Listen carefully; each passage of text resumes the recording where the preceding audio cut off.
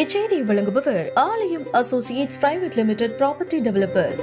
ஆலயம் associates private limited, number 52, third floor, 3B, Ram Darbar, Sterling road, Nungambakkam, Chennai 6,34,000. Rajinikanth நடித்துள்ள வேட்டையின் திரைப்படம் அக்டோபர் 10ஆம் தேதி திரைக்கு வரவுள்ளது. இதில் அமிதாப் பச்சன், மஞ்சு வாரியர், ஃபகத் ஃபாசில், ராணா, ரித்திகா சிங் உட்பட பலர் நடித்துள்ளனர். இதையடுத்து நடிகர் ரஜினிகாந்த் லோகேஷ் கனகராஜ் இயக்கத்தில் நடித்து வருகிறார். இந்த திரைப்படத்தை சன் பிக்சர்ஸ் பிரம்மாண்டமாக தயாரிக்கிறது. இந்த படத்திற்கு அனிருத் இசையமைக்கிறார் மற்றும் இத்திரைப்படத்திற்கு கூலி என்று பெயர் வைக்கப்பட்டுள்ளது. இந்த படத்தில் முக்கிய கதாபாத்திரத்தில் ஸ்ருதி ஹாசன், சத்யராஜ், நாசர் மற்றும் அபிராமி உள்ளிட்டோர் நடிக்க உள்ளனர். படப்பிடிப்பு ஹைதராபாத்தில் தொடங்கி நடைபெற்று வருகிறது.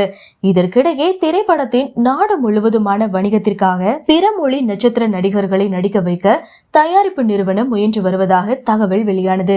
முக்கியமாக கூலி திரைப்படத்தில் நடிக்க தெலுங்கு நடிகர் நாகார்ஜுனாவிடம் பேச்சுவார்த்தை நடைபெற்றதாகவும் அவர் மறுத்ததாகவும் கூறப்பட்டது. இதனையடுத்து கூலி திரைப்படத்தில் புதிதாக இணையுள்ள அந்த நட்சத்திர நடிகர் யார் என்கிற கேள்வி எழுந்துள்ளது. மேலும் இந்த படத்தில் 5 வில்லன்கள் நடிக்க இருக்கிறார்களாம். லோகேஷ் படம் என்றால வில்லன் கேரக்டர் மாசாக இருக்கும். இன்னொரு ஸ்பெஷல் என்னவென்றால் ரஜினி தான் மெயின் வில்லனாக நடிக்கிறார் என்ற செய்தியும் வெளியாகி வருகிறது.